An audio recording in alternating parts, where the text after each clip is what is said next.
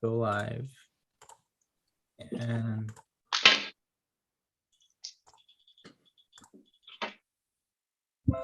okay, so thanks for joining me today. We're gonna have a little conversation about happiness. So what do you guys think about the topic tonight? Are you interested in do you think a lot about happiness? What is happiness? Maybe we can start there. So I think happiness is not just one thing, but it's many things, and it comes in many different forms depending on the situation, the person, and things like that. So there's a lot of very widely different experiences that result in happiness. You could win a World's Strongest Man competition. You could write a good poem. You could have a son or daughter. Very, very different experiences that result in happiness. So I think that's what kind of makes it hard to pin down exactly. But yeah. It's just another word, but another way of putting it is fulfillment. Fulfillment. You feel like you've accomplished something. But sometimes just relaxing could make you happy. Like if you're just at the beach and relaxing, that could be happy. Or if you're taking a hot shower, that could be happy. Or so yeah, it's a lot of different things all in kind of one word, I guess. Yeah. It's contentment. Contentment. You know.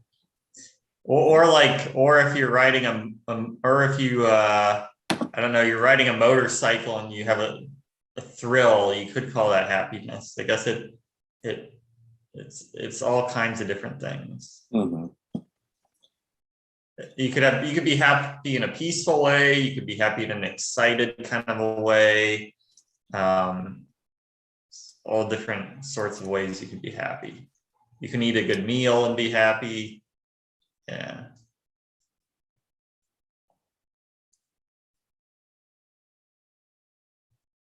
Sorry, I just complicated the question. I just made it so much more complicated than it was before. But yeah.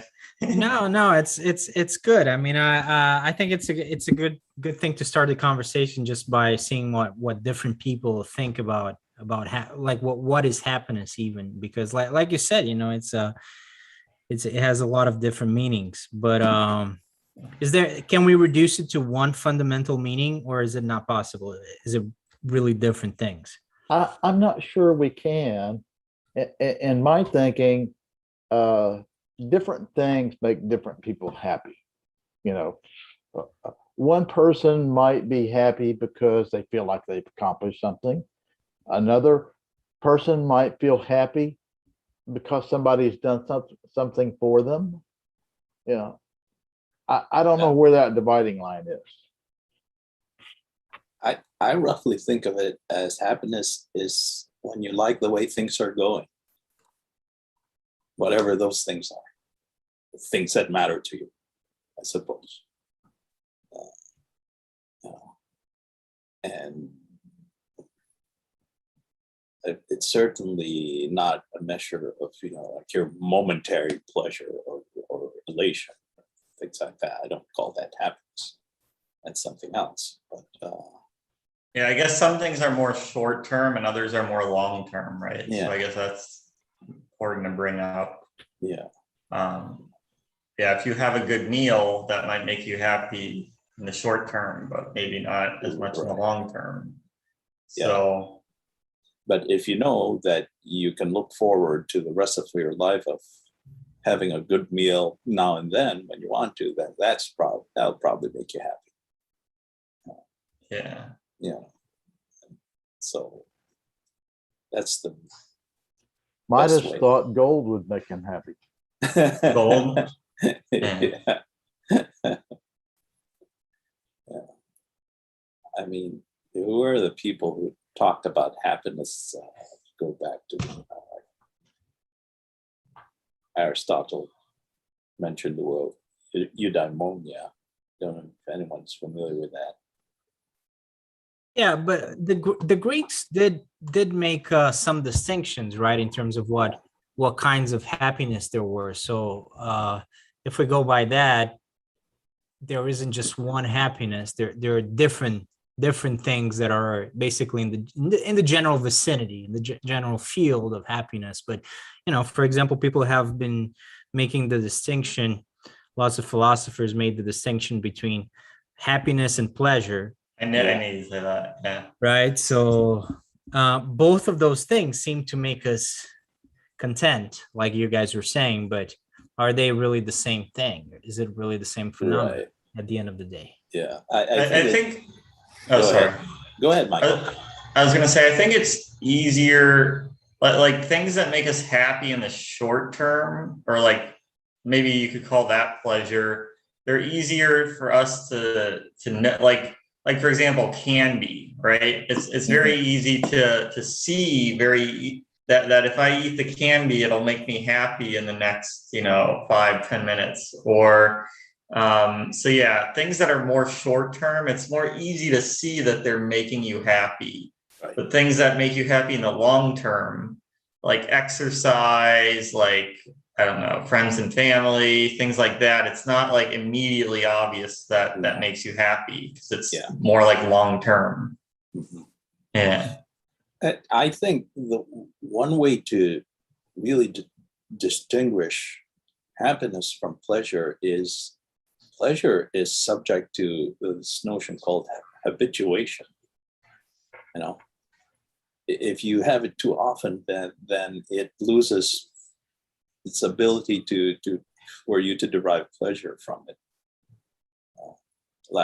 It's nice to have a great meal, but if you have a great meal, what you define as great meal every day, pretty soon it's not great anymore.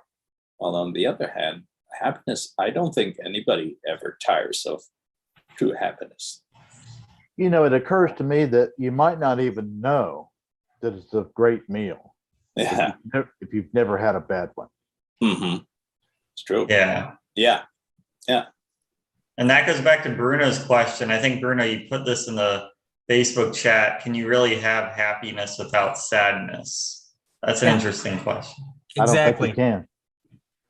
You can't have a top without a bottom. Mm-hmm. You can't have a coin with one side. Right.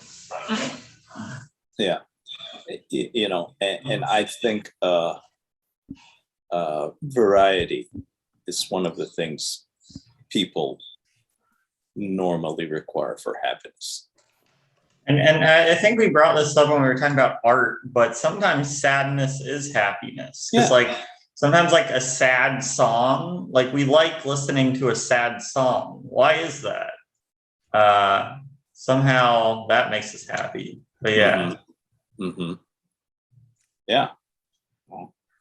Well, we like listening to a sad song, but it's like what we said in that conversation, that we're not really being sad ourselves. We're exposed to it, but it's a little bit like when you get a vaccine, right? When you get a vaccine, that's a different experience than when you get the disease, right? It's a safer form of exposure to that evil, and I think if people want to watch that conversation, we talked quite a bit about that kind of stuff, how people like to experience sadness in forms of art and all that, but it's a little bit different. I would say I don't think we really like to be sad. I think we like to just like perceive that sadness because we process it that way, but we don't like to be sad ourselves necessarily. Right. It's almost like we want to flex or exercise that emotion once in a while, but without any real consequences. I've been in a previous philosophy discussion where we talked about this, and the person leading the discussion called it primary and secondary emotions, and described it as when you're listening to a sad song, the primary emotion is you're sad, and the secondary emotion is you're satisfied at the way it makes you sad. Right. Yeah. Interesting. I think I remember you saying that once, actually. Yeah. But I mentioned that at a talk at Caribou once. Interesting. I agree with that. I think that makes eminent sense. I think going through adversity makes you happier if you're able to get through it. So it's like, Yeah. if you're in a really rough situation, then if you do get through it, it brings you a greater sense of happiness than if you had no adversity to begin with, I guess. Yeah. I think that's a more sense of relief. Dude. Sense of It's not relief. happiness, Yeah. yeah. Oh, relief You is go through a happiness, bad yeah. situation and then that bad situation goes away. Yeah. Well, not That's necessarily different. bad. Like, But I wouldn't say like let's say you're in the Olympics for swimming, right? And you go through like the most strenuous day, you know, that's really physically challenging, and then you end up, you know, getting a medal or whatever at the end of it. It's I like mean, if you win something, that's different, right? Yeah. Like you're saying, Yeah, like but- getting a good score in an exam or getting something that you really wanted. Yeah, I guess I'm saying if you struggled with it in order to win whatever it is, it feels better Well, than if yeah, you just yeah. the reward is greater. But I thought you were Yeah. I thought you were driving more thinking in terms of Nietzsche, that which does not kill me makes me stronger. Which is I think he's talking more about I think what you're talking about is mostly like overcoming adversity, and that Right, feeling yeah. that comes from that. yeah. But and it's definitely true. Like, why is that? Why do we like overcoming adversity so much? That in itself is like an interesting psychological question. I mean, Well, what's that about? It's the same reason we like watching horror movies, and you know, scared out our wits. You know, You know, I heard about an experiment not too long ago where some football fans, what we call soccer in the United States, but in Europe they call it football, agreed to have electrodes stuck on Yeah. their faces, and their reactions to the events on the soccer field were analyzed. And oddly, well, when their team, the team they were rooting for, made a goal, they cheered. right. But they also cheered when the other team missed a goal. And they cheered more and louder about the other team missing a goal than they did their own team making a goal. You guys figure that one out. We get joy from Schadenfreude. Yeah. Yeah. How old were those fans? Is there I'm an sorry. age group? I don't know. I didn't have that information. I assumed they were across the board, but I don't know.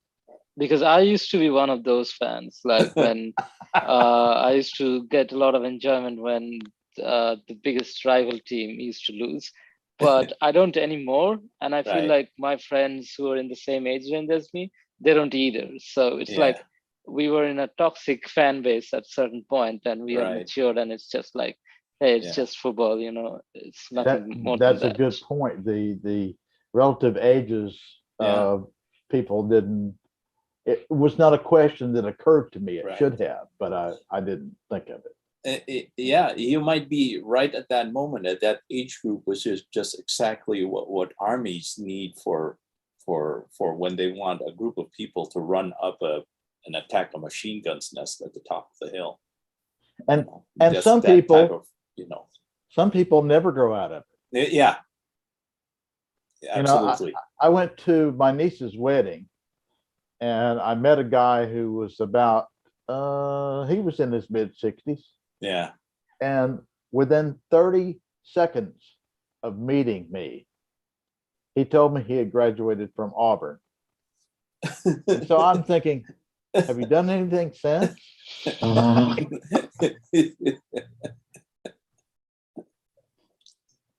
Fine. But it's, yeah. The thing, the other thing that I think is a factor in happiness is I believe that the human brain needs to be, you know, constantly stimulated. You know, it needs variety of experience to basically just thrive. And so that's another thing that I think gives happiness, just to live a varied life, to have different things to deal with, you know, to stimulate you constantly. Yeah, I think I agree. I think growth of some form, it doesn't have to be, there's many different types of growth, but I think Right. some kind of growth and personal change Yeah, and is stimulation. an important factor in many kinds of happinesses. Yeah. But I is guess that- like you could have a retired person that just stays on the beach, you know, every single day for, I don't know, the last 20 years of their life. Maybe they could be Yeah. happy doing that. But I Yeah. feel like, I don't know, at least in a lot of different forms of happiness, like some kind of personal growth is needed. Right. You know, that's why solitary confinement is such a, you know, onerous punishment for, you know, inmates. And Yeah, because that's interesting, solitary confinement, because usually when you do that, like you're getting the food you need, you're yeah, not getting the social activity that you need, but But it's also a very small place where they're put usually. yeah, So Yeah. you're not comfortable, and also I don't think they have a lot of light, you know. Yeah. So and really nothing to do. So I think it's a little bit more than not having contact with people. I think it's just Right. I mean, yes, it's like sensory if someone puts you deprivation. in a box, yeah, if someone Right. puts you in a box, it's not like if you're at home, you know, watching TV or reading a book or something like that. Mhm. It's that monotony and also the fact that you're in in position that you're very uncomfortable. I think that is a very uncomfortable position to be in general as a human. And just the absence of any kind of stimulation. If you can't do Yeah. anything, I mean that's really. Yeah. I feel bad for my cats. I'm not sure if like, you know, don't you guys ever think that? I mean, like pets have to stay home, you know, and it's not like they have all that much that they can do, but I Mhm. wonder if it's different for animals and they're actually content, you know, having food and like playing with each other at least because I have 3 cats. But Well, I still feel bad for them. Yeah. I guess after how many generations of breeding, you basically ended the lineages where they need a lot of stimulation, you know, like wild animals would get. You think they've adapted? Their brains have adapted Oh, I'm sure. to a state of monotony. Okay, Yeah, I'm at least okay with it's- the state of monotony, but I'm getting all my Yeah. food. I'm getting all my Yeah. needs met. Yeah, You know, all the I did- ones. I did read somewhere, I don't know about cats, but I did read somewhere that domesticated sheep are nowhere near as intelligent right, as yeah. wild sheep. Yeah. I And- don't know how they measure that, but Yeah. And dogs' brains are smaller than wolves' brains. That's a proportion of the body size. But you know, some people contest. They're not dumber. They're just different. That's whole literature about dog intelligence. Yeah, because dogs' lives are also very monotonous, especially dogs in the city. You know, it's Yeah. not like they don't really get a lot of stimulation. Mhm. They seem to be more or less okay with it. But if you think about, you know, a person wouldn't thrive. I mean, a person would find it very hard to live that life. Right. So I don't know if it's different for. I guess it's somewhat different for them. But Yeah, but they still enjoy stimulation. You know, a dog. You know, everyone says you gotta take your dog out. Gotta take them for walks. Bring them to the park. You know. But and dogs is a little bit easier, but cats it's complicated. So what makes us happy in general in life? More than one thing. More than one thing. Yeah, I guess. What are some of the things that makes us happy? Well, I think first of all, baseline is need to satisfy our, physiological needs, food, shelter, and good health, that thing, and then can build from there. Yeah, it's kind of like Maslow's hierarchy, right? Yes, Everything on the exactly. hierarchy kind of makes us happy. So Right. I guess first food. So food, shelter, I guess, so like friends, family, and then like personal challenge and growth. Personal challenge and growth are kind of at the top of the hierarchy. Right. So I guess it's like once we have the more basic needs that are met, then we go for the sort of higher level needs. But all of them add to happiness. Yeah. It's very Greek, actually. I don't know if he never read him. I don't know if he actually said, yeah, I got a lot of this from reading Aristotle. But yeah, this self-actualization is. Well, I think the hierarchy of needs makes a lot of sense, right? That's probably why people tend to reference it so much, but I'm not sure that there's a straight correlation with happiness, because sometimes, if you have all your needs filled, that actually can induce people into a state that is not a state of happiness, that is a state of sadness or depression. I mean, what's a state of depression? It's really a state of sadness, right? As I understand Yes. it. Yeah. And we have a lot of depression in society, in modern society. So I'm not so sure there's a straight correlation between needs being fulfilled, because right now, in the Western world in 21st century, not a lot of people go hungry.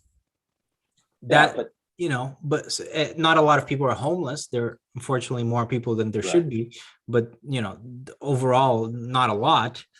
But still, I mean, it's not like people are super happy. So, Oh no, I don't think the satisfaction of biological or physiological needs it leads to happiness. It's I would think it's necessary but not sufficient. right. And then my answer would be, so food. So they may have the more basic need of food, but they might not have the needs of like the social needs, like friends and family, or like if they use technology all day, they may have less of the social needs, and also that self-actualization piece of the hierarchy. A lot of people might be confused as to what it is they're supposed to go after. They're not really sure about like what their purpose is, and so they don't really have that self-actualization piece of the hierarchy. Right. And I think that kind of leads back to what Raul was saying about the habituation problem. I do believe that people can get very happy by fulfilling some essential needs, like shelter, for example, because if you're a homeless person, you'll probably be very happy the first week that you have a shelter, that you have a place, right? But someone like, say, Raul, he doesn't really think about that, in his life. It's not like something that actually occurs to him or me, or so. And David is showing us something here. Freedom, condensed, considered life, and friends, I think. Yeah. Friends, freedom, and a considered life. So basically, we forget that that's a big deal, because we always have it. We always have a shelter, right? So it's not something. So after you have it for a while, it doesn't really. That's the problem with the happiness, is that it doesn't really give you. Yes, you need it. Yes, it's important, but you can't really perceive much happiness from that. Well, as I said, I'll someone make who's in solitary confinement has food and shelter. Yeah. Now, That's why I said I'd make the distinction between happiness and pleasure. Pleasure is subject to habituation. I don't think true happiness is. You never get tired of true happiness. It never, I don't think you ever say, oh, I've been happy the last, contented the last 6 weeks, and it's kind of dulling now. I think I'm not as happy as I used to be. I don't think that is true happiness. But and Michael mentioned about friends and socialization. I think I've read somewhere that the biggest factor in longer lifespans, it seems, across the board, is the community, how large a community, and how well is your interaction with it. Seems like it's a big factor in extending the lifespans. Oh, yeah, have you heard of the book The Village Effect? No, tell us about it. Oh, it just says having community and people is like a bigger factor in longevity than Right. like other things like Yeah. exercise and diet and stuff like that. Yep. Yeah, I could put a link in the chat. Yeah, I think that's what I read. That stuck in my head about. Yeah, I didn't read that book, but I saw that in a documentary as well. Mhm. I don't remember Yeah. which, but yeah, there's a big correlation between community and happiness and life expectancy. Yeah. I think I have a question. Like, do you think happiness is an eternal thing that can be achieved, or happiness is more momentarily? Like, you get happiness in just moments, and then again it's back to normal. Like it's like a spike on the curve, and then it's like sinusoidal, like it's just going back or parallel to the x-axis kind of thing. Yeah. Say that one more time. I'm sorry. Like, is happiness like a spike on the curve? Mhm. Like you become happy, and then you're like maybe content, let's say, for most of the time, and then you become happy again. So like if I put it in a graph, then it's like going up and down kind of thing, or like Right. you are always happy. That can be achieved as well. Like how do you categorize happiness in that sort of sense? I would Yeah, say. I think. Go ahead. Oh, I'm sorry. Go. No, you can go. I'm sorry. Oh, I would say happiness is the whole graph, how it looks. Right? And those momentary spikes, I would qualify them as pleasure, moments of pleasure, or of elation. And pleasure and elation, as I said, if you have it all the time or constantly, then habituation sets in. It's not as much pleasurable or ecstatic as it initially was. Roller coaster. Yeah, I mean, and again, this relates to what I said, that I think the brain, the mind seeks varied experience. It's certainly true that pleasure is vulnerable to habituation, like you said. I mean, I think that's certainly true. But it's also the fact that pleasure, even if you exclude that, I mean, it's also very fleeting usually. So it's not something that is really sustained. No, yeah. In general. And you have to deal with a crash after the high.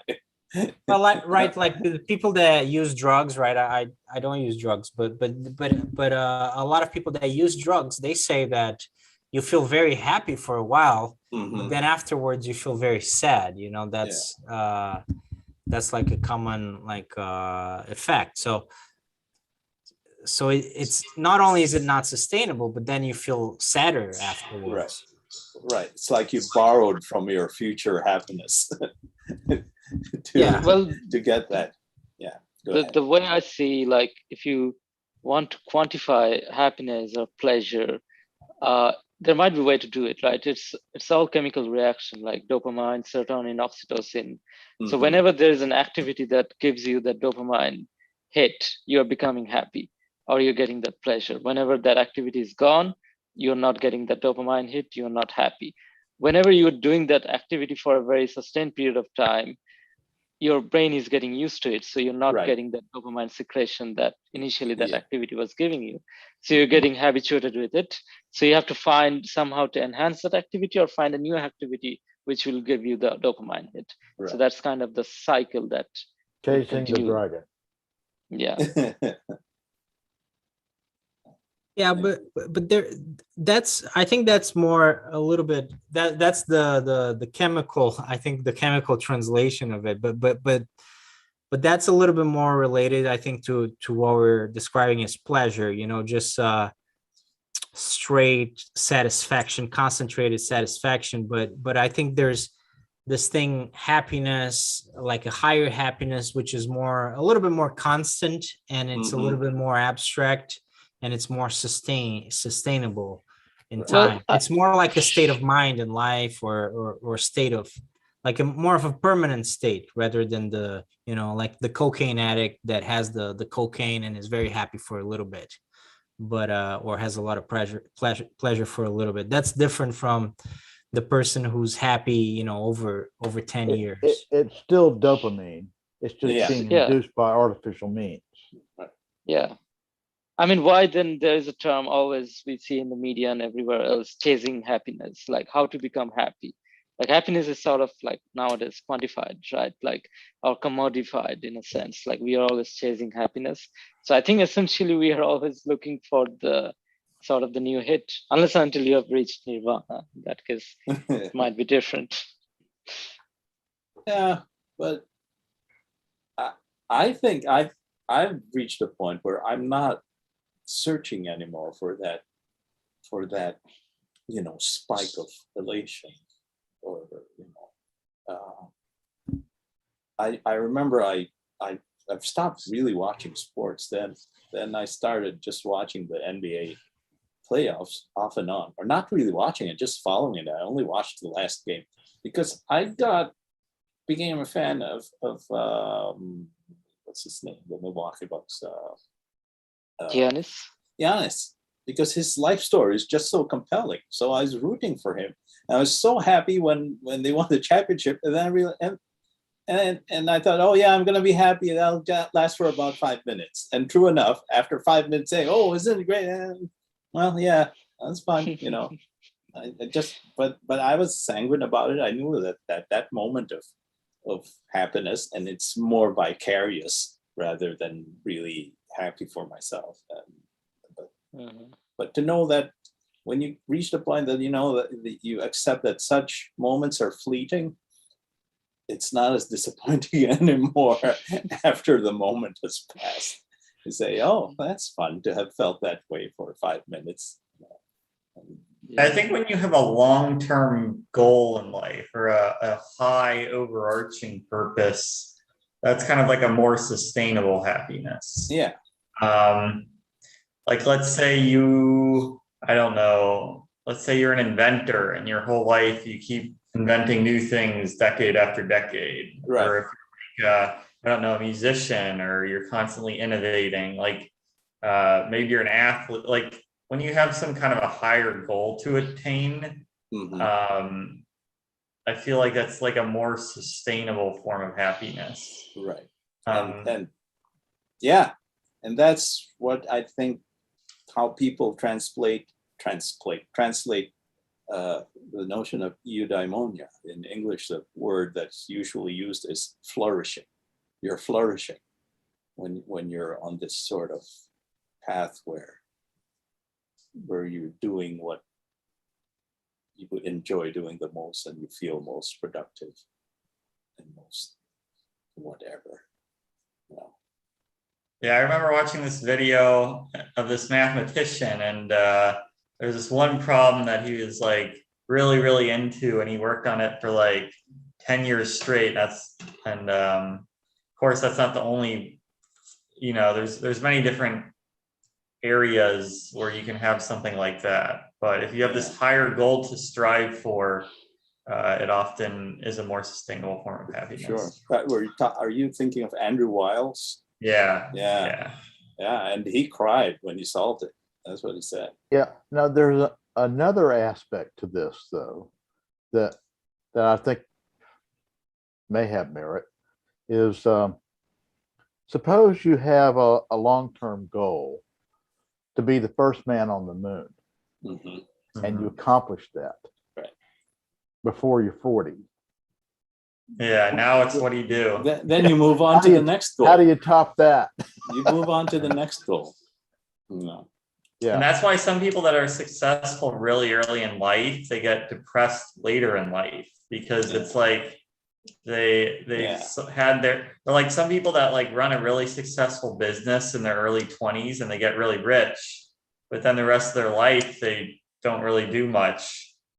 Like sometimes those people get like very depressed because they've already met their purpose, now they don't know what to do.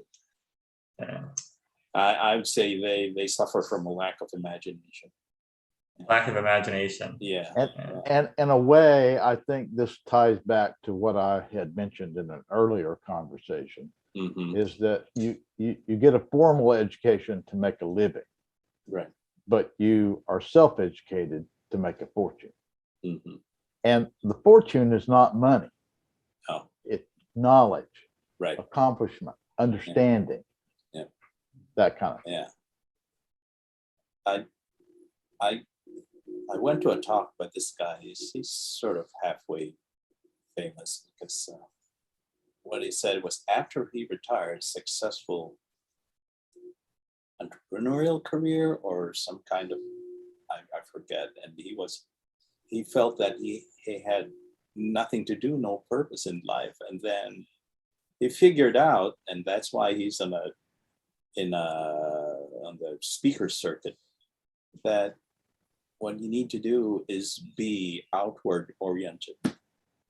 When you think you're done, don't have a purpose and make the purpose focused on something outside yourself, other than yourself. Whether it's helping kids or helping people in distress or the environment or whatever. And he listed down the things the actual health improvements that result from it. Basically, longevity is the result. And so,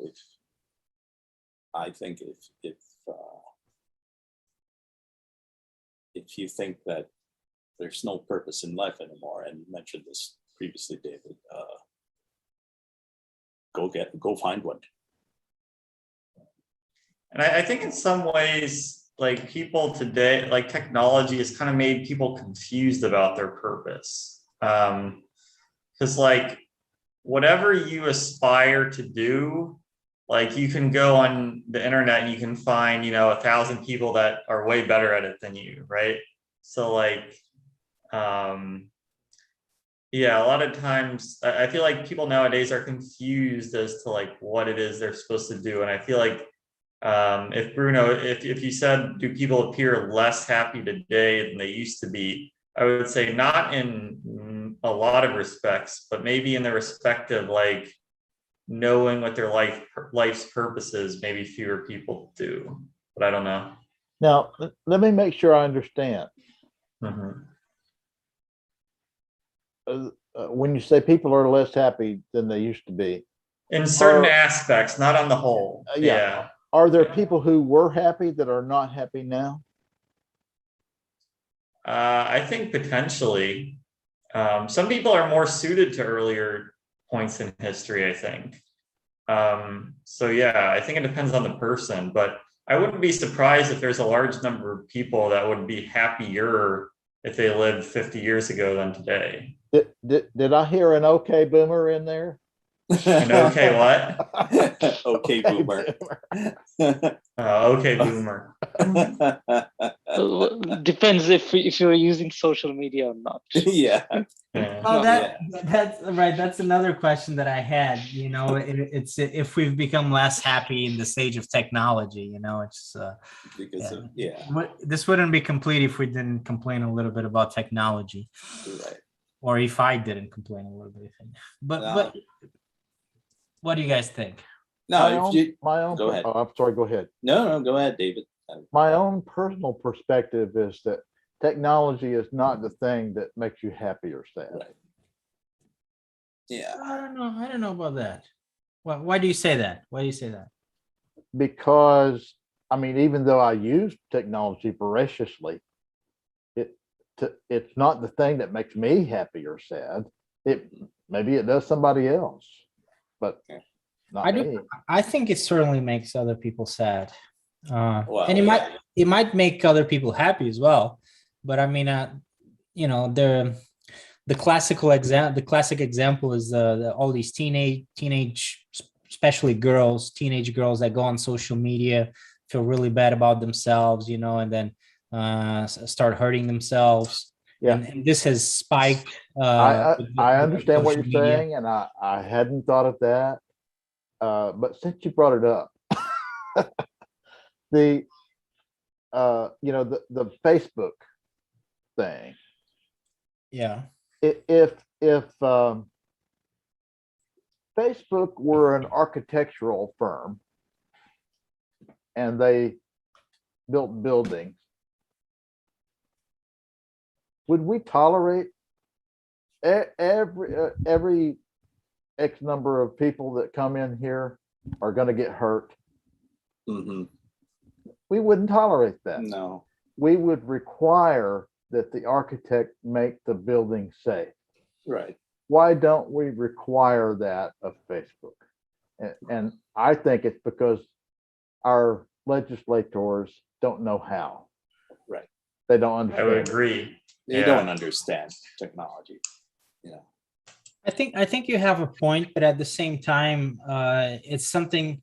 Some of these problems are just inherent characteristic of social media, and it's just not It's not. It's Yeah. not just Facebook. It's Twitter.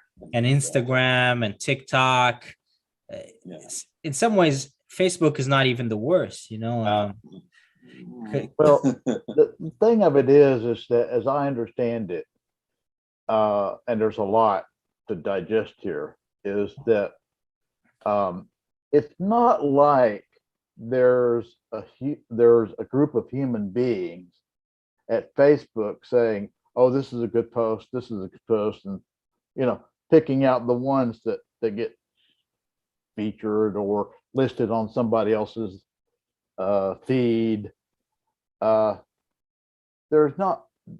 are not human beings doing that. It is a machine doing that. And just like for example, AlphaGo Zero Mhm. mastered the game of Go and was not told the rules. Was just all that was important to AlphaGo Zero was getting a high score. That's all. Wasn't even told the rules. In other words, AlphaGo Zero had to learn for itself, oh, if I do this, I'm going to lose and my score is going to be bad. And that is the kind of thinking that is going into assessing Facebook posts and what shows up in people's feeds. And what all I'm saying is it's like, you know, one of the warnings about artificial intelligence is, well, if we tell an artificial intelligence to make as many paper clips as it can and don't give it any other rules, it's going to make paper clips out of the whole universe. Yeah. And so Gonna break people's cars and make 5 million paper clips. Yeah. artificial intelligence is making paper clips out of our attention. Yeah. Maybe we well, should tell it some rules while we still can. Yeah, and part of the problem is that it's also a legislative flaw in that nobody is held responsible for the content that appears on their platform.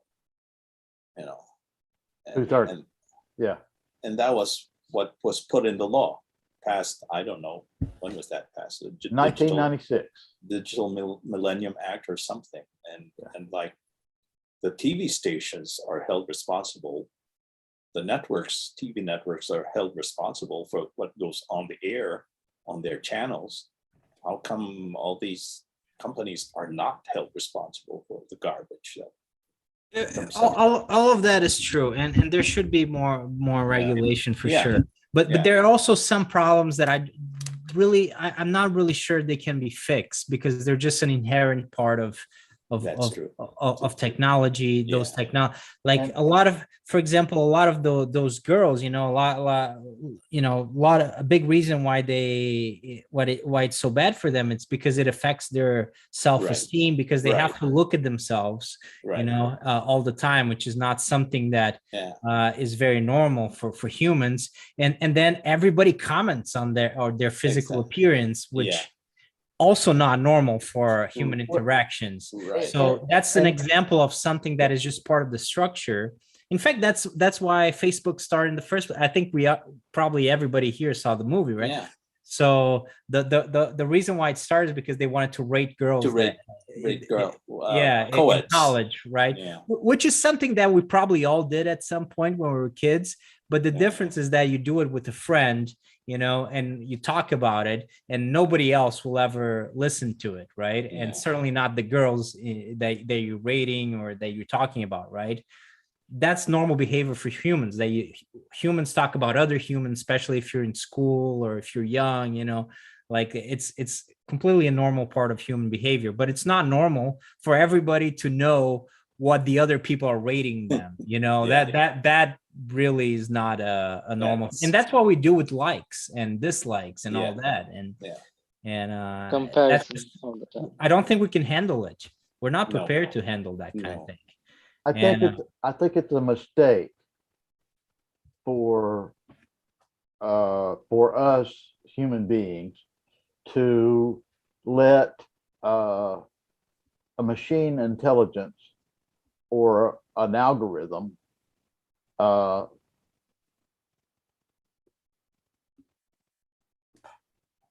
influence people when they're very young Yes.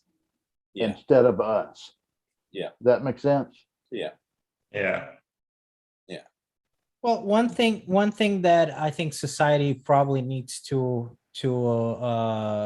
adapt to is like the accessibility of these technologies, and how we should limit those technologies for kids. Like another example is now Netflix, Squid Game. I don't know if you guys watched that show. I watched it. Have you guys watched it? The Korean show? No, I've heard a lot about it. I'm not sure if I want to watch I've it. heard of it, but I haven't watched it. Well, it's the most popular show in the world on Netflix Right. ever, right? So, and it's become like this big sensation. It's gotta see basically it. like, like a bunch of people. It's like that movie Hunger Games. It's similar to Yeah. that. So, but it's really not for kids. I mean, it's extremely violent, disturbing. It's for adults, and even for adults, it's probably not the best. Right. But the problem is a lot of kids are watching this thing, and they're starting to emulate those behaviors and those games and all of that. And I mean, I saw an interview with the creator, and he said, well, it's kind of disturbing that this thing that I made for grown-ups is being watched by these kids, which Yeah. is certainly not my intention. And it's horrible. It's really not made for kids, so, but it's And by his it's saying normal because parents they don't They don't. limit the Yeah. access to kids, so that's a big I mean, and that applies to all of the internet, right? because it's the babysitter, basically. So that's one problem. Oh, anyway, can I bring it back to the topic?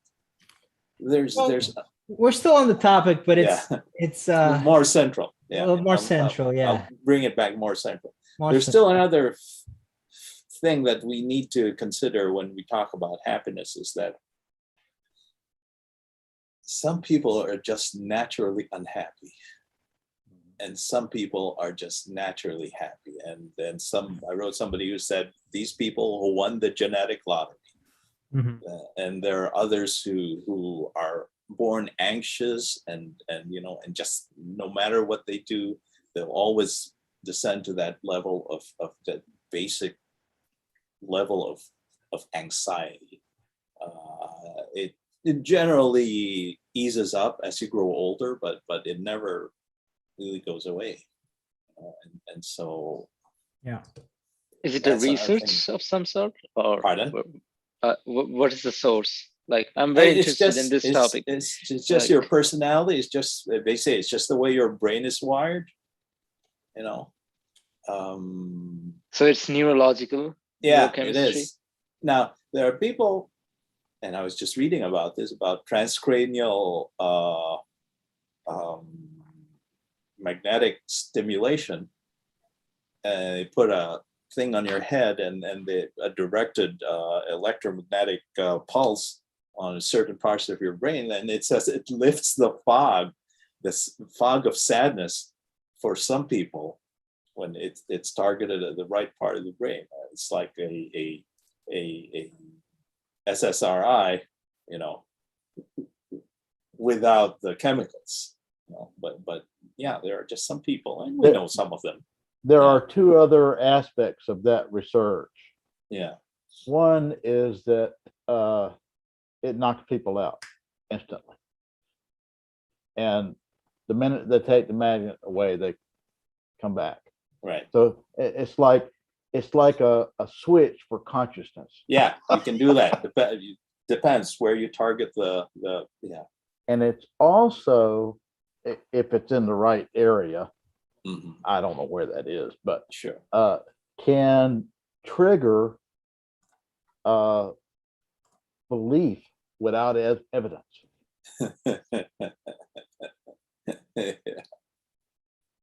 Interesting. Yeah, it's amazing and scary. Things that Where did people figure where out. did you find the research? I, Is it recent? I read this book. It's called Turned On, by somebody who's a high functioning, actually very intelligent Asperger's syndrome person, and he agreed to join to be a subject for an experiment where the goal was to improve the emotionality or whatever you call it of folks on the autism spectrum. And he was saying, like, he finally felt emotions that they've never ever felt before, and things like that. And then you'll find references to other books about that. I don't remember where I heard about it, but I have the feeling it was one of Sam Harris's books, but I don't know where. Mhm. I can't give you a reference on that. Yeah, Okay. and it was also mentioned in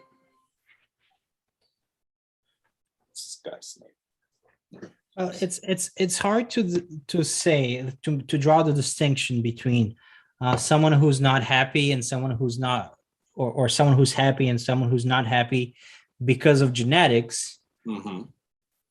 It's hard to distinguish that from another phenomenon, which is someone's happy and someone who's not happy because of the general mindset that they have, right? It's hard to say if something is genetic or something is actually a consequence of a general mindset.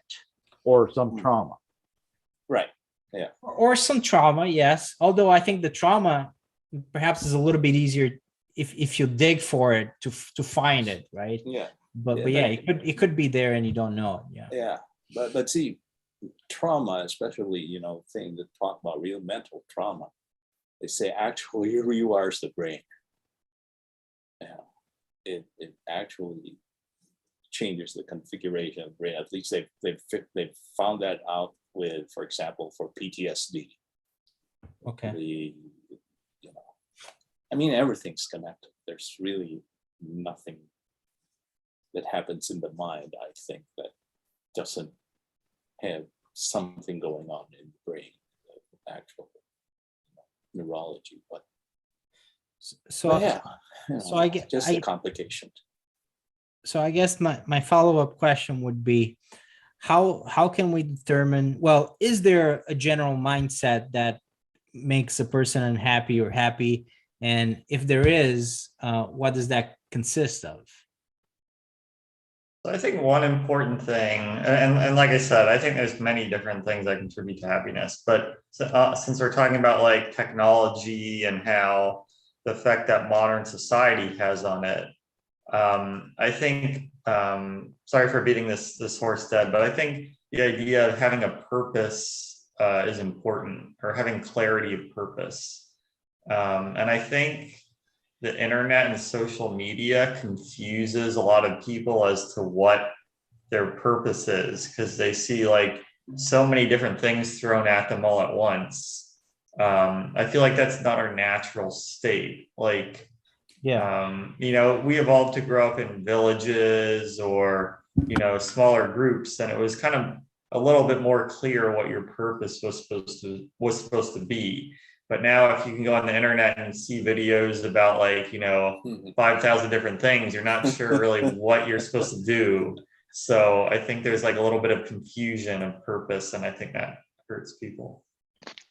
Yeah, I like your point, Michael, but what you're saying about purpose, but what Rahul and David was mentioning about the experiment, if someone is already genetically anxious, Yeah. like born with anxiety, then finding that clarity of purpose would be hindered for that man or woman from the very beginning. So they will kind of sort of start on the back foot. Yeah, I guess there may be some people, I agree with Raul's point. There may be some people that are just screwed no matter what. Like from the moment they're born, like they're just not disposed to be happy. Or yeah, just a level playing field. Because I've felt that like a lot of people who are making a lot of money, doing very good jobs, have a definitive purpose, seems like having a lot of anxiety and really unhappy about things. And I don't see why. They should be really happy in a sense. And that's what kind of bothers me all the time. So yeah. You know, from my experience, there are some people that I've met that no one lives up to their expectations. Right. Absolutely no one. Mhm. And that's a horrible life. Yeah. Yeah. You know. And there are some people who are always happy, and they're kind of annoying. That's true. That's true. That's annoying. That is true. I mean, I think like people that are like I think naturally unhappy, like I think I'm naturally unhappy, to be honest. And for especially for people, you know, that struggle with it, yeah, it is true that like people that are happy all the time, it's a little bit annoying, you know, like you want to feel good for them, but I mean, it can be all the time, right? Yeah. Yeah. It feels a little bit unfair, but no, but there are people like that. Mhm. Which to me is a mystery. I mean, that to me, it's a mystery to me, like how there are people that are apparently happy all the time. I call that saucer-eyed bliss. They're just, you know, always looking at the glass half full. And Maybe and- genetics. Maybe it's good, genetics. just- Maybe and genetics. it's nicer that you have the different types of people in the world.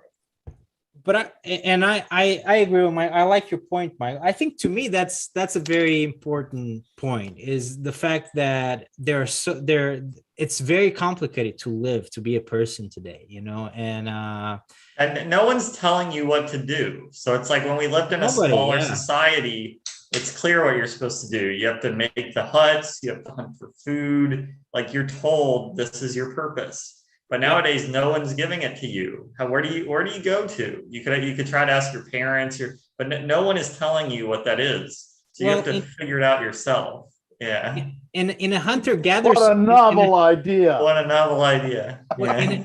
Look, in a hunter-gatherer society, there's one option for what a person can be, right? Yeah. You're a hunter, probably. If you're a man, you're a hunter. Probably if you're a woman, you're a gatherer. Sexist. Well, I mean, No, I'm kidding. I'm just kidding. No, I know Yeah. you're kidding, but it's Yeah. well, some people will probably watch this and think that. So, no, but look, at most there's two options, right?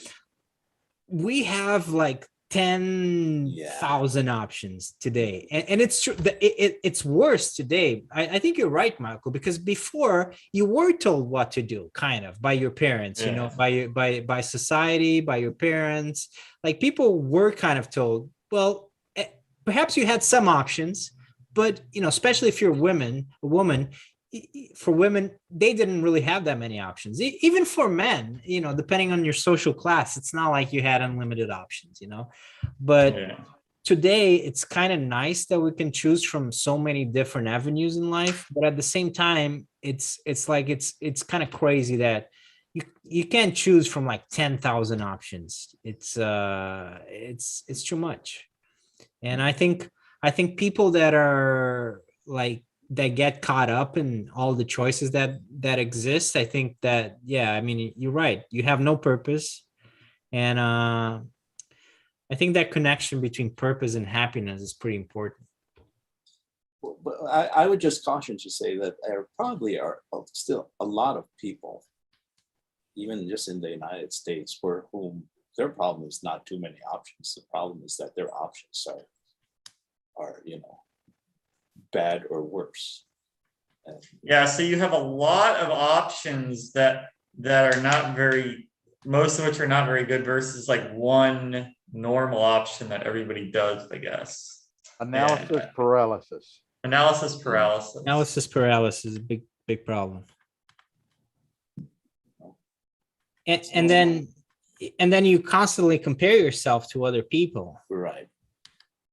Now, this is where I think who are presenting a false picture of themselves on social media, usually, just Yeah. showing the good side or whatever, the curated. And now this is where, so I think automation is good overall, but here's the thing with living in today's world. Let's say you found your purpose, you know what it is, you figured it out. 10 years from now, a machine has made that obsolete, so that can't be your purpose anymore. Now you need a new purpose, right? So like, let's say you're a really good welder, right? Like your father's been a welder, his father's been a welder, you weld your whole life, you're getting really good at it, you're proud of your work. 5 years later, it's obsolete, no more. Now you need a new purpose, right? So it's like, then you got to search for it. Yeah. That's the world we live in. Yeah. Yeah, and that kind of ties back to what we talked about last week, right? The fact that sometimes perhaps it's a healthy thing that you don't associate just your profession, let's say your profession, Yeah. with, that's your purpose in life, right? You have other things, you have other sources of, well, because last time we are talking more about meaning, but it's kind of like the same thing here. Yeah, you basically. you can't depend on just that for that being your purpose, that being your meaning in life. Because if you do, yeah, I think it's very hard to be happy if there is a connection for you. I don't know if it's the same for everybody. Some people seem to be very obsessed with this idea of purpose, what they have to do in the world, and some people don't seem to care quite as much. Yeah. And again, I don't know, is that genetic? No, people are all different. But yeah, I feel like, yeah, historically meaning and work have always kind of gone together. Like what you do to live and what you find meaning have always been somewhat connected. But I guess nowadays the pace of change in the world is fast enough where yeah, you can't like stick with any one, like whatever one form of work you get accustomed to, it's probably going to change soon. So it's like you kind of have to sort of keep finding new purposes, I guess. Yeah.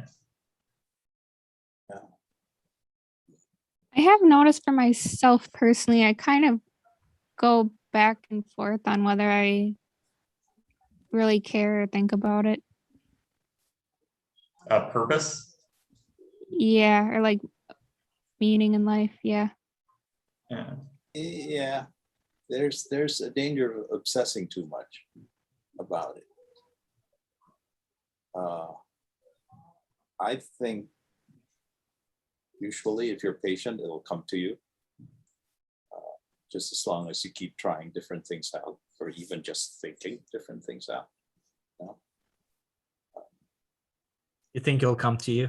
Yeah, most of the time. That's what I've always told my, one piece of advice I've always told my kids is that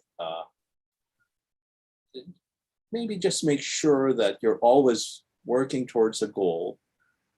And the goal may change, but at least if you're working at a goal, then your life is directed.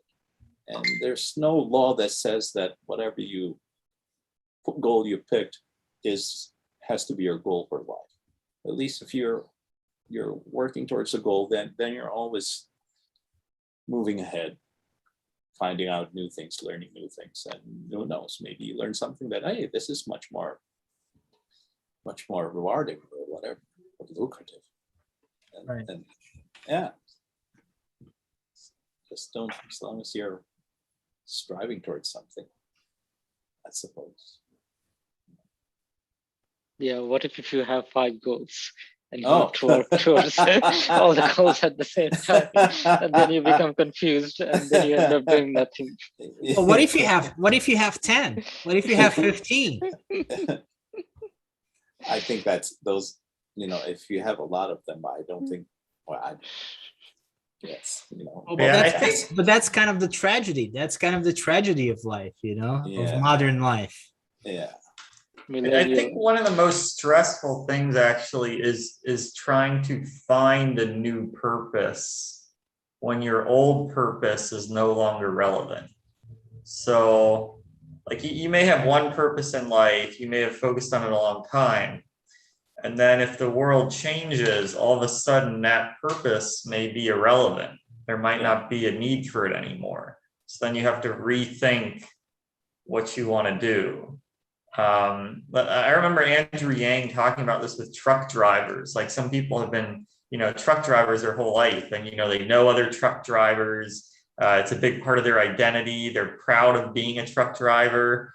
And then if truck driving gets automated, it's not so much that they're gonna go. I mean, they'll find another job, but there's that sort of unpleasantness in having to reconsider. And that's always happened throughout history. Mhm. Maybe it's just happening at a faster rate at this point in history. Yeah. Yeah, it's happening at a faster rate. Yeah, for sure. I don't think. Yeah, I mean, I don't think that's the majority of people. I don't think that's something that affects the majority of people. But yeah, it will affect some people for sure. Like personally, to me, the problem, and I think this affects more people in general, is what Ritam was saying. Right, there are too many things. I think this is more common. I think because I think this affects a lot of people. But I know it affects me, but I don't think it's just me. I think it's a lot of people because it's very hard to have just one purpose. Like when you have the option of 10,000 things, it's very hard to settle on just one option. Sure. Yeah, and I think that also the anxiety issue comes into play, at least for me personally. Like if I have one purpose, I always think, what if I don't reach one purpose? So I should have some in the back. And Yeah, then the that one backup, becomes yeah. 5, and then the cycle again starts. So Right. that is the sort of anxiety and brain fog. Yeah. Have you any of you heard of the paradox of choice? No. Well, It's no. actually I think some experiments have confirmed it, that when you present people with more options to choose from, as opposed to less options to choose from, they're actually happier or more content or more whatever when they have less options to choose from. I believe it. Because just the anxiety of, I guess, Because they get fear of FOMO. missing out. Yeah, FOMO. 100%. Yeah. I think that's absolutely true. I mean, it's hard to imagine how that isn't true Mhm. because it's sometimes it's- possible to choose from 5 different things, but it's very difficult to choose from 10,000 different options. Right. It's like if someone gives you 100 flavors of ice cream, that would drive me crazy. I will certainly choose vanilla at that point. That is the only correct Yeah, choice at that yeah. point because it's the most familiar. Right, and But you even kind while of you're, have to retreat in order to you retreat into your cocoon to keep your sanity at that point, you know. Mhm. Because you can't Yeah, I like remember- how can you make a choice between 100 different flavors of ice cream? Is Right. that like that's not a possible thing to do? Right. Yeah. If I remember Mark If you try to Zuckerberg, be he in all said, the loops, you'll be loopy. You got to choose one that you already know and go with that one. There's no Yeah, other, and just you forget know, the rest. Just forget forge the ahead. rest or you'll go Yeah. crazy. Yeah. I was gonna say, I remember Mark Zuckerberg, I think he wears the same shirt every day. So not the exact same, it's not like he washes one shirt every single day, but the same looking shirt every single day. And because he says that with each decision you make, it takes away a little of your brain power that could be used for something else. Steve So Jobs did the same thing. Yeah. he did the same thing. Yeah. So like Mark Zuckerberg, he could afford, you know, any possible clothing that he wanted. He could get a new clothes every day if he wanted, but it eats away at his brain power. And so he intentionally wears the same thing over and over just so he doesn't have to think about it. And I think we today could maybe learn a little bit from that. Well, it makes Yeah. sense. I It makes sense. It's disagree actually with that though.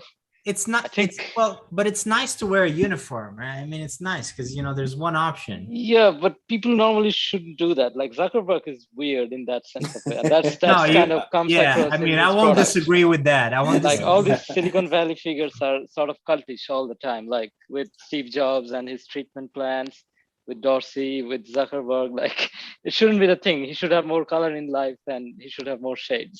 I feel that if there are lizard people out there, I think we should probably Yeah. start with Zuckerberg. Yeah. He is very weird. Prime suspect. Yeah.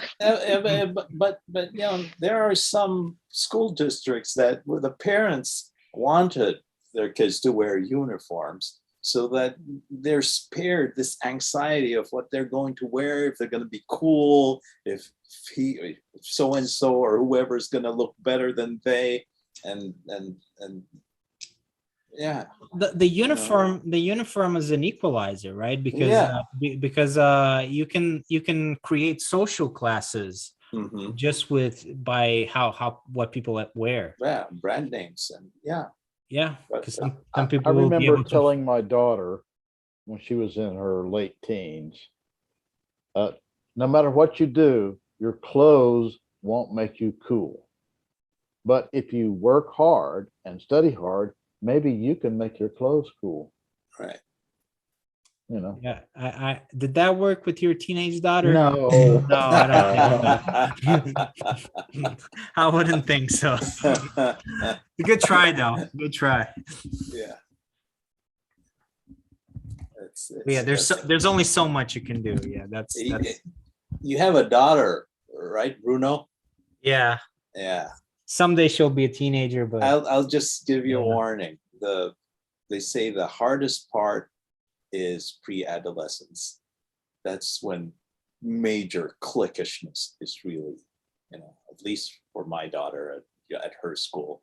She was thankfully, you know, she was oblivious. She didn't care about those things. Never got into like Hannah Montana during that time. But yeah, it was around pre-adolescence where it's really cliquish behavior with girls Mhm. becomes really, I wouldn't say harmful, but tricky for them. So down the road for you. Lovely. No, you'll be fine. You just go through it. Well, let me just say that regarding happiness and purpose, and I understand what you guys have been saying about the influence of technology on happiness and purpose and all of that. But for me, while I use technology and I love being able to Google things and look things up and learn things and watch documentaries and all of that, I don't look to the internet or to that technology to find or make purpose and meaning and happiness. No. You know, maybe those things can contribute to my pursuits, but the happiness is not in the internet. Where is the happiness, David? Where is the happiness? It's in here. Where's here? Tell us. Me. Give us a little I'm just bit. talking about me. I'm not talking about you guys. I'm Well, not but you talking can about talk everybody. about other I'm people. only It's hard to talking talk about other me. people. Where do Do you what? find the happiness? Where do you find the happiness? In here. But like the way you think is what No, makes a difference. happiness is to me is not something you find. It's something you make. So it's about the state of mind. Yeah.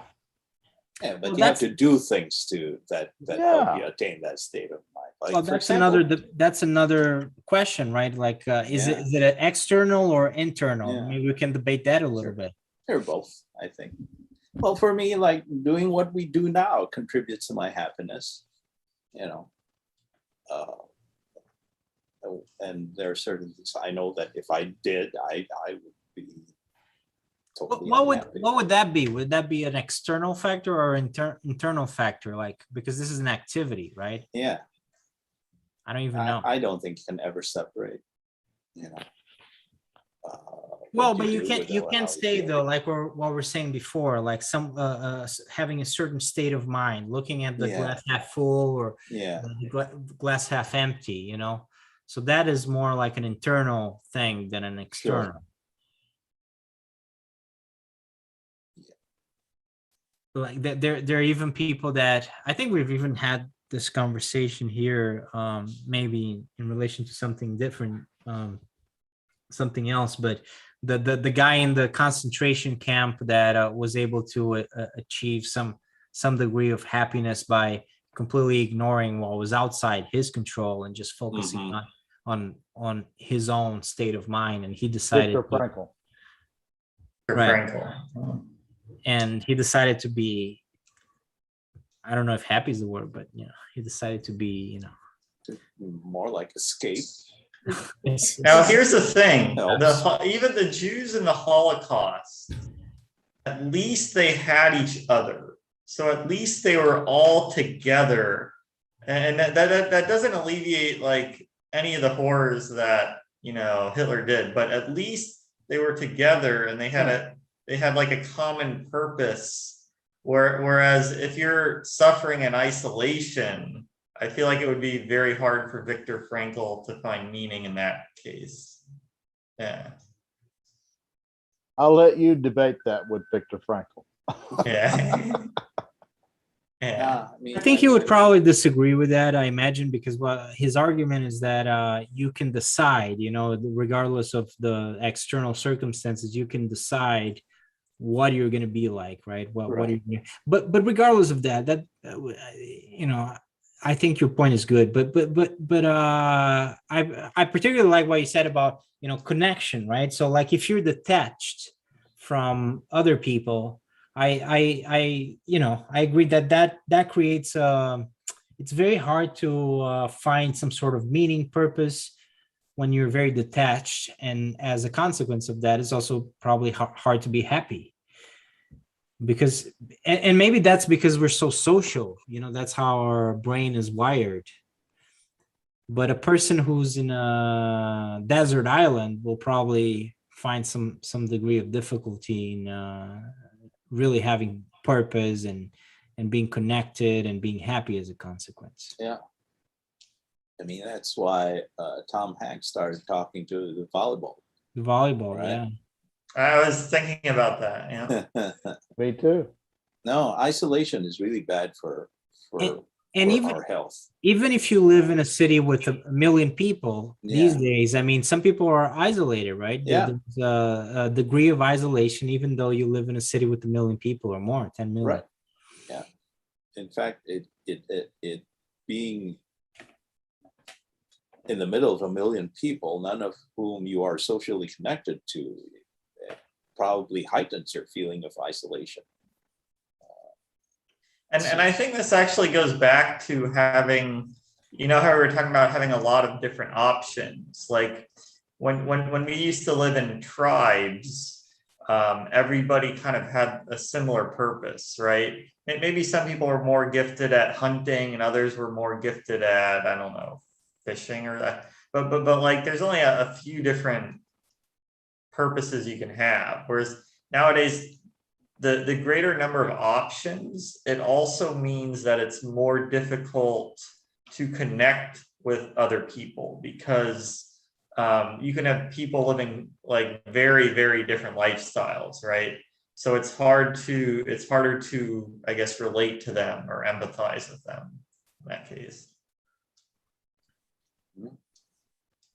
Absolutely. And that might be why people feel lonely, even in a city of like, 1 million, because there's a million people, but they're all so very different from you that it makes it harder to connect with or relate to them. And there's not a sense of community like in a small tribe, right? In a small tribe with 100 people, everybody knows each other, everybody lives together, everybody has a connection that is very real in many ways. But when you live in a city, I mean, these days at least, you don't really have a connection with anybody unless you're involved in something. You don't have a connection with anybody. Well, Go ahead, David. What that suggests to me is that it's not the circumstances that you live in, whether it's solitary confinement or in a city with 1 million people. It's how you use and adapt to the situation. Mm-hmm. Does that make sense? Yeah. That's what it suggests to me. Yeah.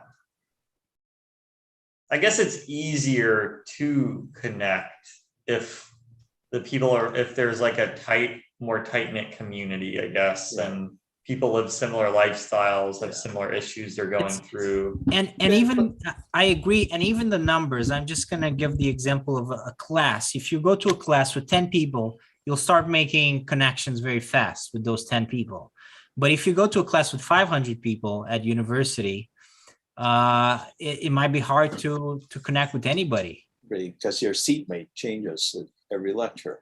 Yeah. Right. And you don't know, like, you're not going to talk to those 500 people. I mean, that's not an option. So people, usually they'll create like small groups, right? And then they'll interact with each other. But if you can't create your small group, you're likely not really going to find a lot of friends in those 500 people. Whereas if you go to a class with 10, you might not like them. That's a different story, but you're going to have connections with those 10 people. Yeah.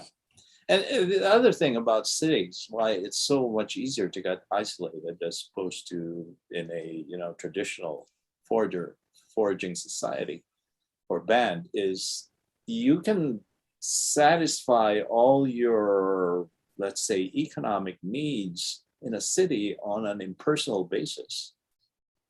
You just go to the store or whatever and purchase it, and you work and you get an income. But you can't do that. You can't satisfy your economic needs or survival needs in a foraging band in an impersonal way.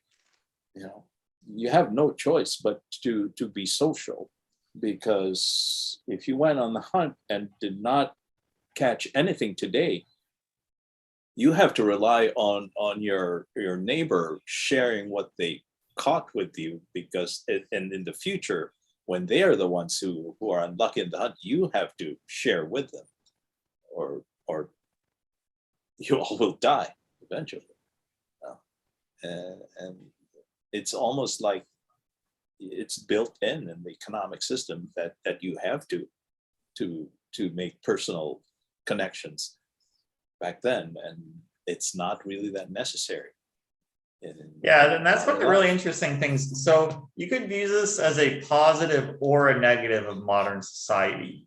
But today you can go a very long time without interacting with hardly anyone and still have a perfectly good, have all the food, clothing, and shelter you want.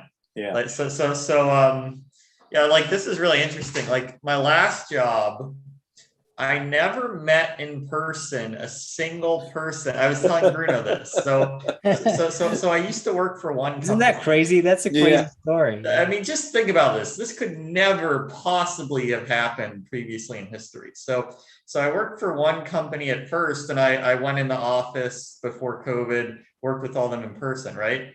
Then COVID happened, and that company got acquired by another company in New Jersey.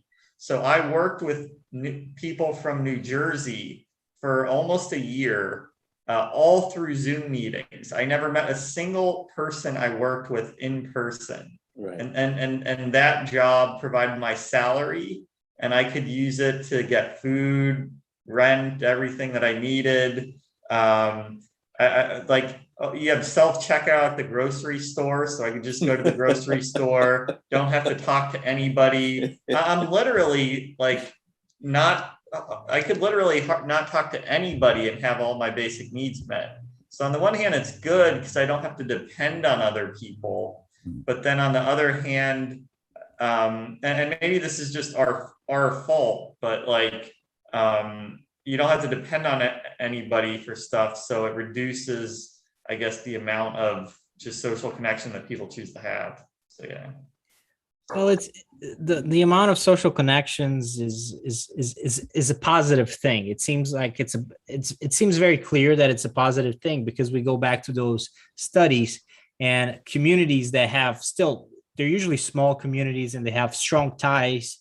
People have strong ties to the members of the community. They tend to be happier and they tend to live longer. So, just by going with those studies, I mean, you can see that that is important. That is important for people. Is it the only thing? I don't think so. I mean, we've been talking about different factors, but that factor at least seems to be very clearly one of the factors that impacts people's. And I feel it. I think it's almost something that you can help. Like when you're not with other people and you have no contact with other people, naturally, I think we feel a little bit at odds with how things should be. There's something wrong. And then when you spend time with other people, maybe you go out with some friends, you spend time with them. It's like you notice something, it feels right. It feels right that you're spending time with other people. Yeah. They're listening to you, you're listening to them, you're looking at each other. There's like, like, I don't know if you guys feel the same way, but it's really, I think it's absolutely like it's a biological thing. Absolutely. Yeah. It's interesting. So you used to depend on people for your livelihood. Nowadays, it's almost like there's this wall where here's all the things you need to do to live. Here's all your friends and stuff. So like for example, like customer service nowadays, like everything they want it to be that, don't talk to us, just go online, just figure it out yourself, like when you go to the gas station, someone used to pump the gas for you. Now it's do it yourself. So it's like nowadays it's almost like there's this wall of separation where it's like, if it has to do with your survival, figure it out yourself. Don't depend on anyone. If you want to socialize, that's like a separate thing. Right. Yeah. Right. And that's, the fact that you get to choose who you socialize with a lot more today than before, is, some people are saying is contributing to strife in society as a whole. In the tribalism. Well, the fact that you can choose to, the fact that you have that you socialize only with people you want to socialize with. You're not forced to socialize with people from a wider, from all walks of life, is some, and there's some validity to it. I believe it's contributing to the fracturing of society. Tribalism. Yeah, maybe it's good to be forced. Like maybe we're meant to be forced to interact with people. Right. And you at least learn that the people who you've been told are weird or whatever, or from Planet X they're just like mostly just like me, they're not really, so you Yeah. don't, you gotta force yourself to not, maybe not me, but just, deal with all sorts different, all the people around there. Well, certainly, being connected to people, having attachment to people, being part of being part of society. In order to be part of society, you really need to be meeting with people. You need to have interactions with people. If Yeah. not, you're not really a part of society. Like you're Right. part of society, but it's all very abstract. And it's not like you're not really a part of society. So, and that's not a natural human behavior or natural human kind of like state. Right. So I think our brain rejects that naturally. And I noticed this is really interesting. Like, so this is a really random example, but what I could do is, so nowadays, like you can order everything on the app on your phone, right? So like often I'll get a tea from Starbucks. So I used to just, always order it on the app, and then I'd come to the store and I just pick it up myself. But I'm like, I kind of missed the part where I say hi to the cashier, they say hi back. What can I get you? And then, then they hand it off to me. I'm like, I miss that now that I just keep using my app and it's just there for me, So like some days I don't even bother with the app. I just order it just so I can say hi to the cashier. Yeah. You creep. I creep. Yeah. But yeah. I'm kind of the opposite. I kind of think it's simpler to order things online. Oh yeah, it is. Yeah. It's simpler, but Michael wants to creep on the cashier. The girl. cashier. Yeah. Yeah. Well, the cashier was always very friendly. Like they would always want to talk to me too, right? Like, we would just talk about random. Like there was a trivia, and like if you answer the trivia correct, you get 10 cents. I can't do that on the app, Really? Yeah, and like that would often turn into a discussion, right? But like, yeah, That's funny. Yeah, yeah, that's funny. yeah. I don't know. Yeah, it's I guess there are lots of things that go into this happiness deal. It's not straightforward, but I think like the connection aspect is important, and the fact the clarity, having clarity of purpose, I think that helps a lot. And having too many choices it works in detriment of happiness. What do you guys think about money? Does money contribute to happiness? What's the relationship between money and happiness? You get diminishing returns.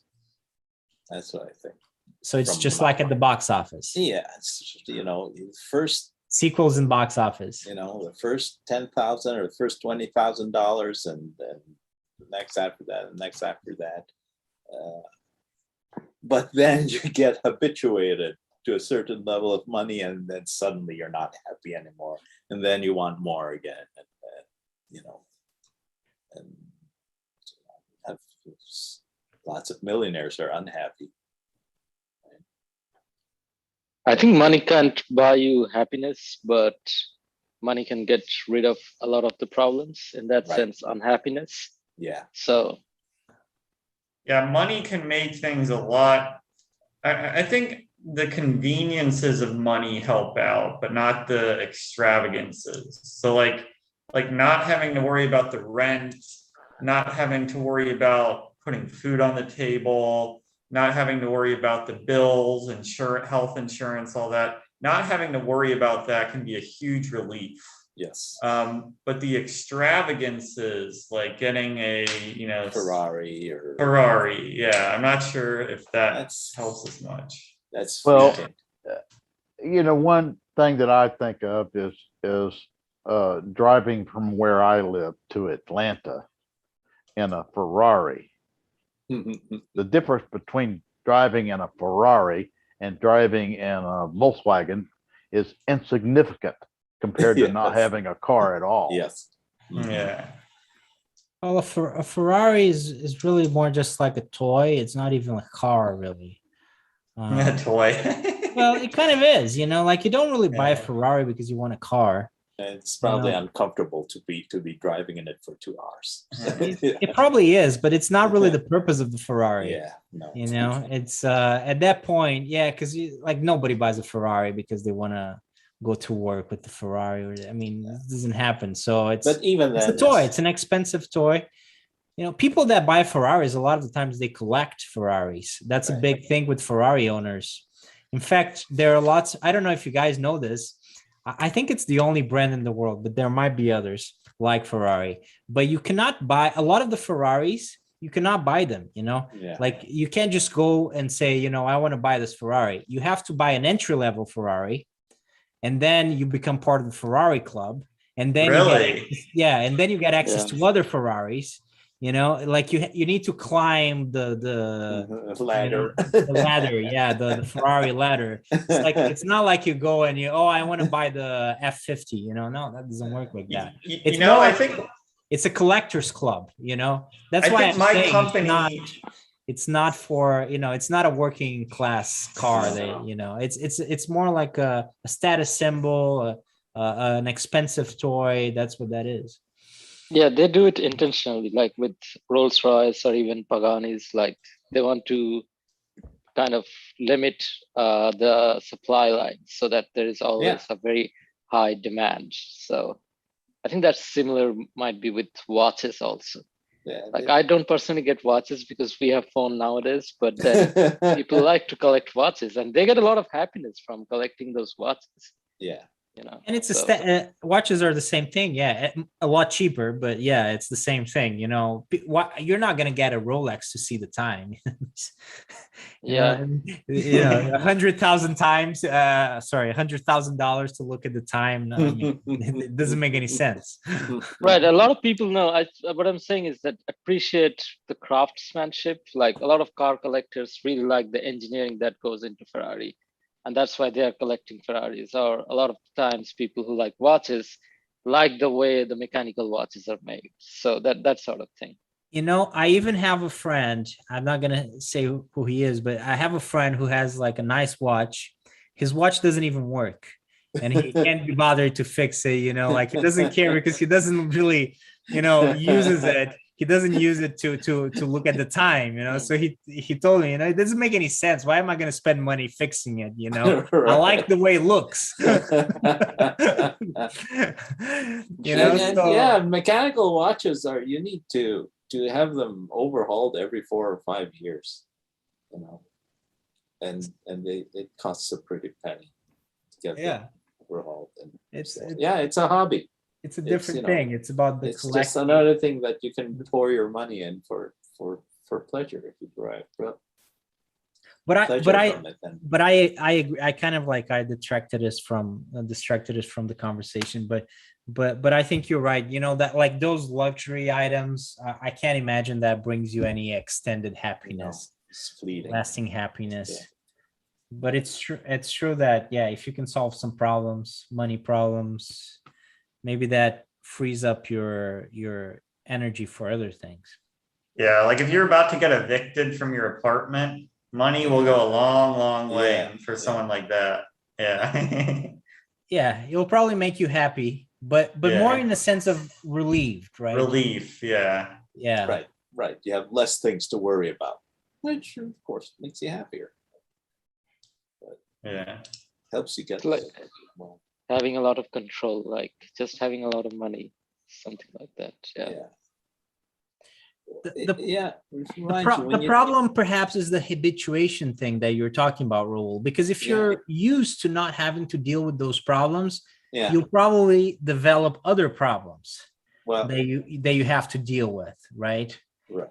And that's where that's where the problem is. Yeah, it's just that like some people who are never happy. Once you solve one problem, they'll think, oh, but there's this thing now.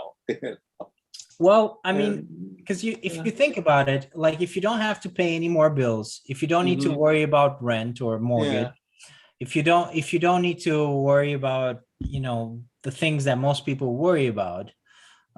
If you don't really need to go to work to make money, at that point you have to start solving like some really high level problems in terms of purpose. Like, what is your purpose in the world, right? Right. Like, why are you living? You know, like, you Yeah. don't need to, like, you're way past all the problems that people usually spend their time solving, right? Yeah. You know, the hunter-gatherer was constantly solving the problem of shelter and food. Yeah.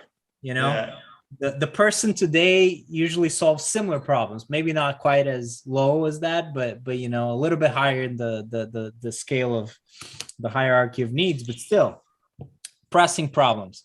But if you're done with all of that, like, you're gonna have to solve some purpose problems. So what is next, right? Yeah. What is next? Like, what is the purpose of my life?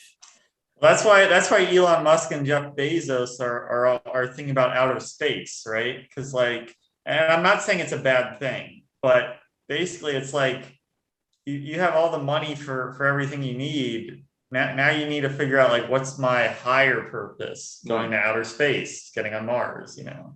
Well, Elon Musk doesn't go to work to pay the bills, right? But he goes to work because he needs to solve some sort of existential problem, right?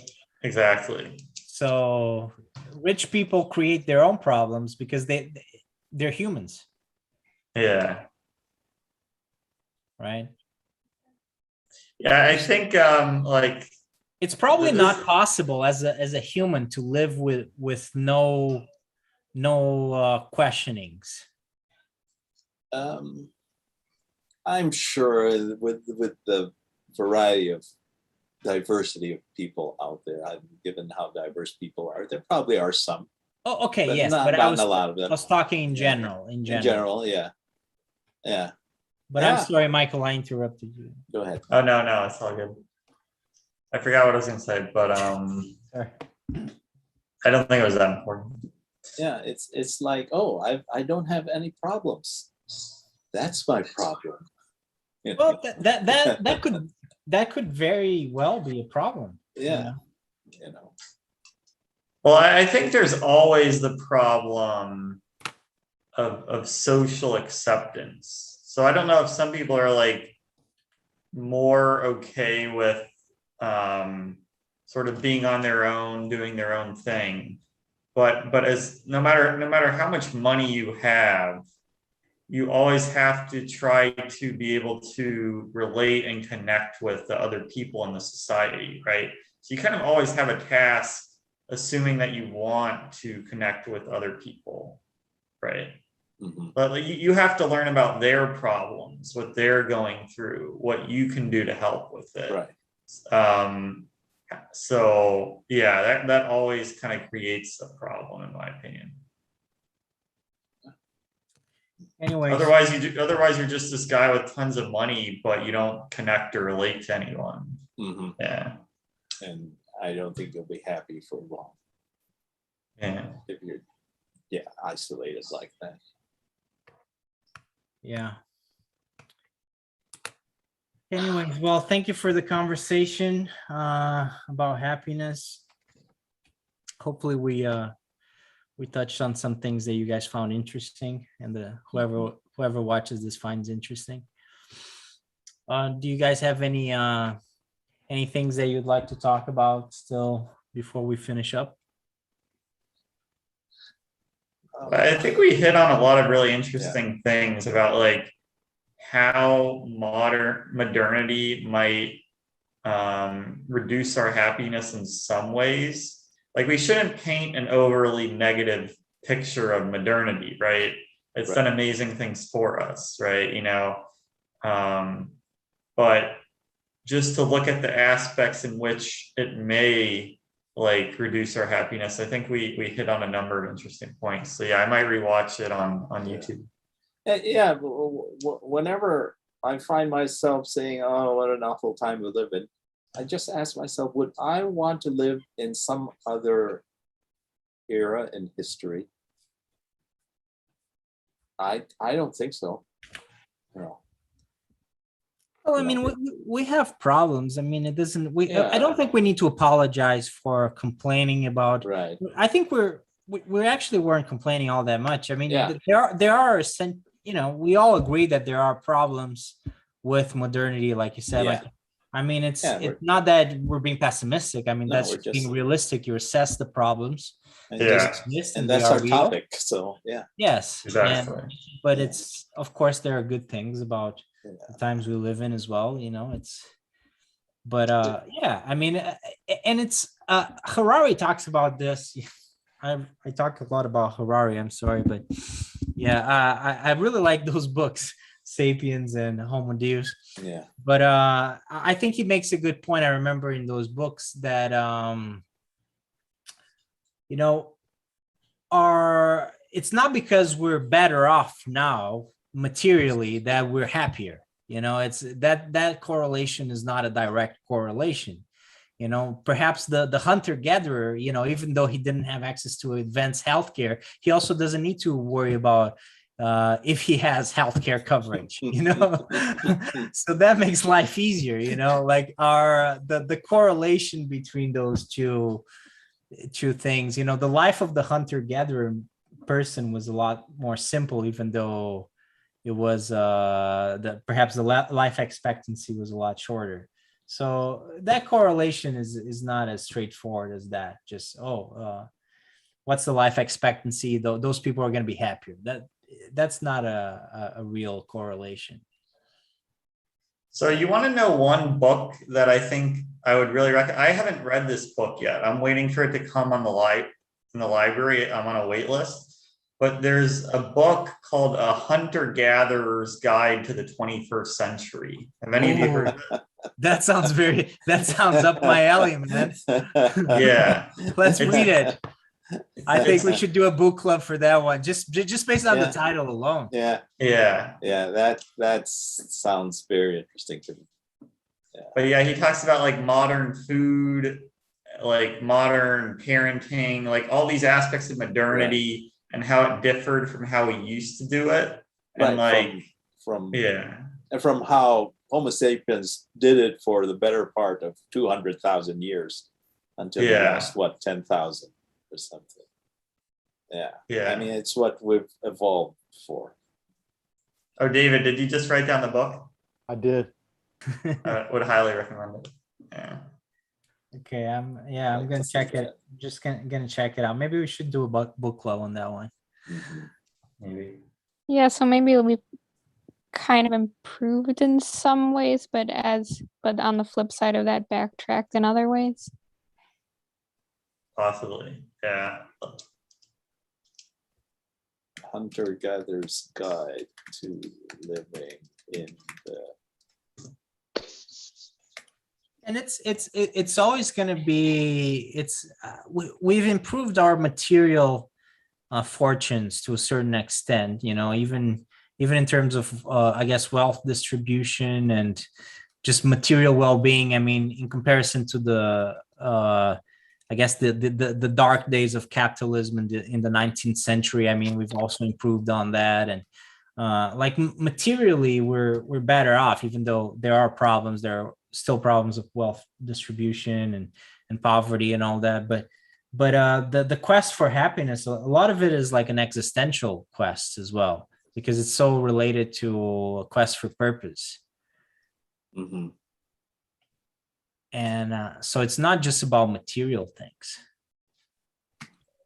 Yeah. It's about meaning, purpose, social cohesion, I think they call it. Yeah. So social cohesion is a big part of it. Yeah. Yeah. And our social cohesion has deteriorated quite a bit, unfortunately. Yeah. And continues to deteriorate with technology. I mean, maybe, you know, one of the problems that we need to solve perhaps is like, how do we fix that? Ban social media. Or Well, at least I think we it's fix not it really by having social media, but conversations like this one. Well, I agree. Like, this is one of the ways that to yeah, solve I that, mean, right? I said not all social media, but certain corrosive parts of it. You know. We can also solve problems of technology with technology sometimes. Yeah, oh, that's usually how it's solved. Yeah. There's no going back. Yeah. So I think, Uh, but I think, yeah, I mean, the social problems or, yeah, social cohesion. We probably need, if we want to be happy, I think everybody needs to solve that to a certain extent. yes. Like you need to find your place. You need to find your connections. Well, for me, this is my closing remark. Um, And we can end with that, perhaps. David, well, you have the honor of saying something very wise. no, I don't know And about then that. But I just try my best to understand the lens through which other people see the world. And the exercise of doing that grinds and polishes the lens through which I view the world. Mhm. And that's what makes me happy. Well, for that, Absolutely. wise words. So see, nice words to finish the podcast in style. So let's do it. Thanks for watching, guys. Thanks, Chris.